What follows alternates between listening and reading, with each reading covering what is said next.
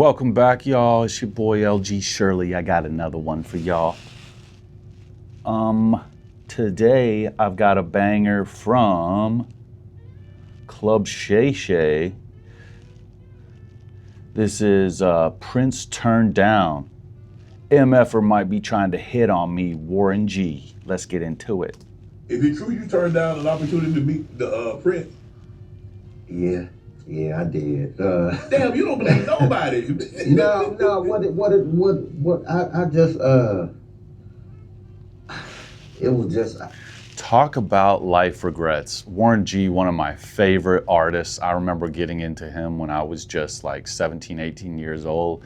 It's when I guess it was the second album after Regulate came out, after the album that Regulate was on. I guess that was titled Regulate too, but it was the album with the Ron Isley song Smoking Me Out and the Adina Howard joint, What's Love Got to Do with It, the remake. I love Warren G. I love Prince also. So this is gonna be good. I just thought Prince. I mean, I loved him as an artist. Like I really love him as an artist. Loved him and loved him as an artist. He was just. I just wasn't.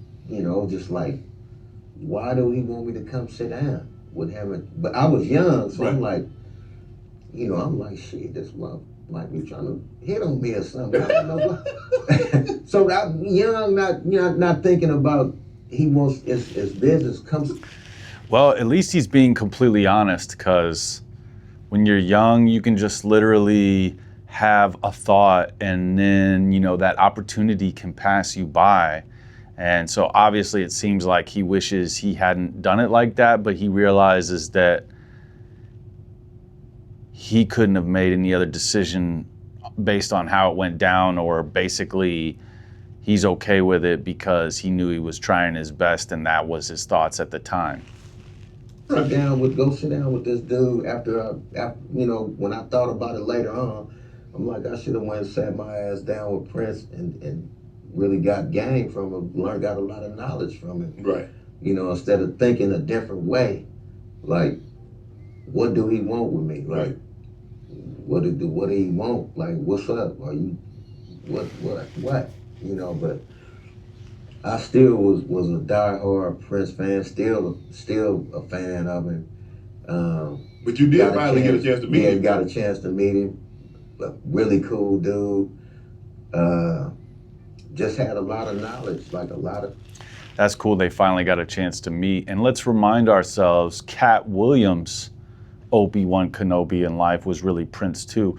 Cat met Prince at a young age when Cat was really young. And I did a video on this a long time, well, probably about a year or two ago. And Cat Williams got a lot of his spiritual knowledge from Prince. And seems like Prince was just really cool, and too bad Warren didn't realize, because maybe when they met later, he hasn't said it yet, maybe when they met later, the time had passed where Prince wanted to collab. Maybe Prince wanted to collab when Warren was really hot, and it sounded like that's when he wanted to do it. Let's keep watching. The knowledge just would give me a lot of game on shit like the industry. And but he was a cool dude, but that was another one of those. I gotta admit, my boy Warren looking fresh. I actually have seen that gold chain a lot of different places, that style of chain. People are getting burnt out on the old gold chains. There's gonna be there's like new jewelry coming out all the time. And this particular chain right here, I've seen a lot of different people wearing now. I like the G. It's kind of like I forget what font that is, but it's kind of like an old school lowercase G. I like that.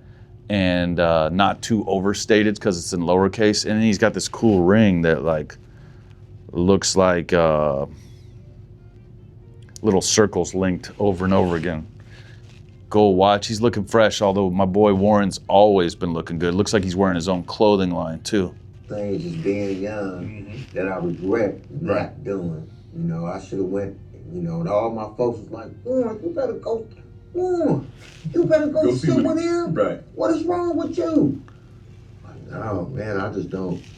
And didn't get the record cleared that I wanted to clear it for, because I redid one of his records. That was me and Nate. Again, it was a bona fide. Right. hit. See, now if you went south with him, you probably could have got it cleared. Man, I was just like, man. What a shame that is. Are you telling me there's a Prince record that Warren took with Nate, who's now R.I.P. Nate Dogg, one of my favorite artists of all time? Many people love Nate Dogg. I mean, how can you not love Nate Dogg? All the classics. Of course, he did Annie Mae on Warren G's album, which was insane. I once knew a chick named Annie Mae. Ooh. I once knew a chick named Annie Mae. That song was dope. So you're telling me that there's a track that Warren G and Nate Dogg did over a Prince song that he's saying is a bona fide hit and the public hasn't heard it. That is a twisted shame. I just, I was young, just like, you know what? I ain't getting ready to go out there. Shit, I don't know what he want. What he want me out there for? Shit, but, it was just to have a conversation and meet the guy who wants to use some of my music. Right. You know what I mean? But I wasn't thinking like that. I was all over the place like this. Is it other than Prince and Michael and Michael, have you ever been starstruck? And hopefully, because I've been like that in my earlier years too, just all over the place, not even able to form my thoughts the way I do now, like I want to, taking years to do that. And hopefully in this new generation, we're getting further and further away from the trauma that occupied so many people's thoughts that they just kept pushing down. I'm going to make more videos about this, but I think in life, when you're growing up, if you have a lot of kind of chaos around you from people in your family, in your close family that have been with you since birth, I think that just creates a lot of noise and kind of prohibits you from your blessings. So a lot of people are finding their blessings earlier now that they have less trauma. So thank the good Lord, thank the universe for that. Who else got you starstruck? Anita Baker, like all of the OGs. OGs before me, all of them. Just like Anita Baker was like, I was like this. I was in love with her music from the tiny kid. So. Let me see, just like anybody I would meet, I was like, I can't believe I'm here. Yes. Chaka Khan, which I've been around her. I've been around all of them, Tina Marie, and just everybody, like You've been around Eddie Murphy, Charlie Murphy's, and just everybody. Like I done been around everybody, and them, me being like starstruck towards them, and they like fans of me. Like, man, that's Warren G. And I'm like, y'all know my name? This is crazy. Yeah. It's you did Chloe's birthday party. What was that like? I just wanted to stop it for a second because I was thinking about as I was watching that, so much great music. And as I start to put out more albums too, I'm just excited to be adding my music to the,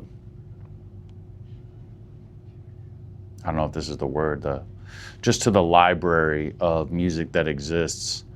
And I've been influenced by so many great artists, and I just can't wait to make more music. The world needs more artists. The world, I just saw the other day, the world can't have enough artists because your artistry is your DNA. So nobody makes the same art. You be yourself and you make amazing art, and there's a place for everybody. So art is just so cool and brings so many people together, and people don't realize that we're when everybody creates art, everybody is interested in what everybody does, and that's just kind of cool. It was dope. It was dope. Lot of beautiful women up in there. It was like pink everywhere, and Chloe and Kim came up to me, and they was just like, Regulators is our favorite song ever. And I was like, what? She was like, that is our. So when I did it, they was just like, they was right there in the front dancing. And that was the. I'm not trying to be a hater or say that Chloe and Kim are saying something wrong, but I just know how humans are, and I know a lot of times how women are, and just how people are. In the moment when we're so happy, we're just like, we just tell anyone that that's my favorite song, and it's like, really, you're gonna say that to every single artist, and that may be true, and that may be a nice thing to say.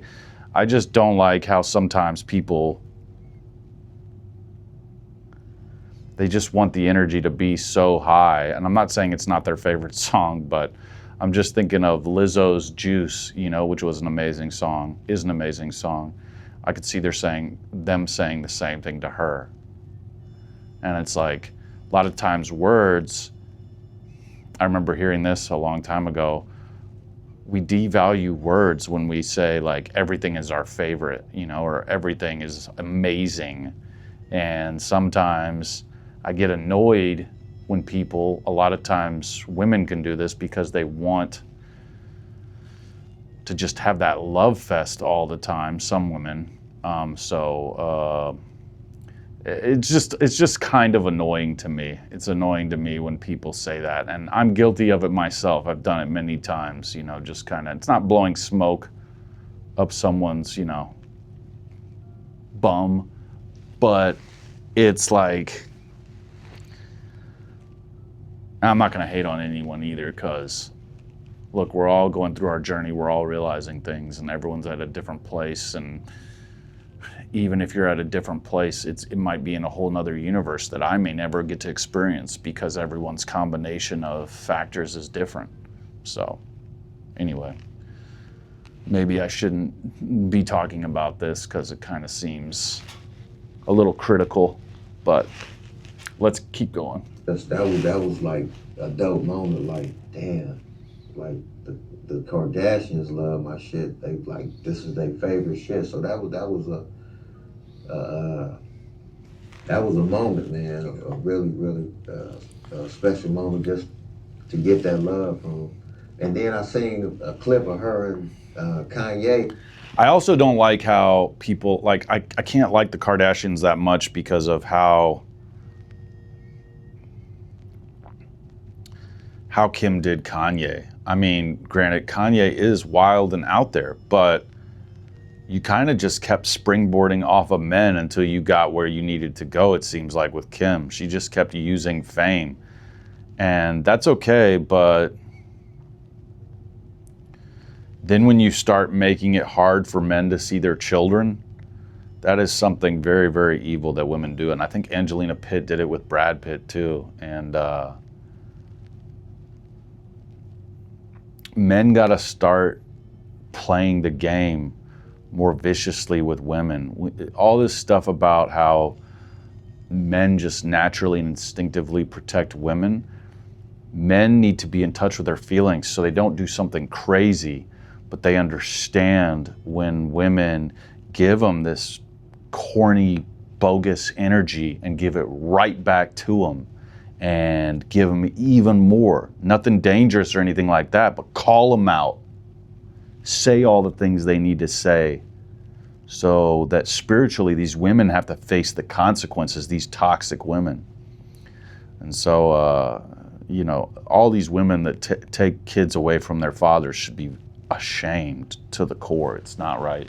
And it's happening all the time right now in 2025 and in the recent past. Now, hopefully that changes soon. Anyway, my diatribe. In the car, and they was banging Regulate, singing it together, banging.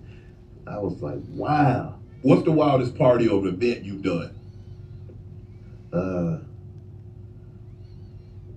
Ooh, wait, shit.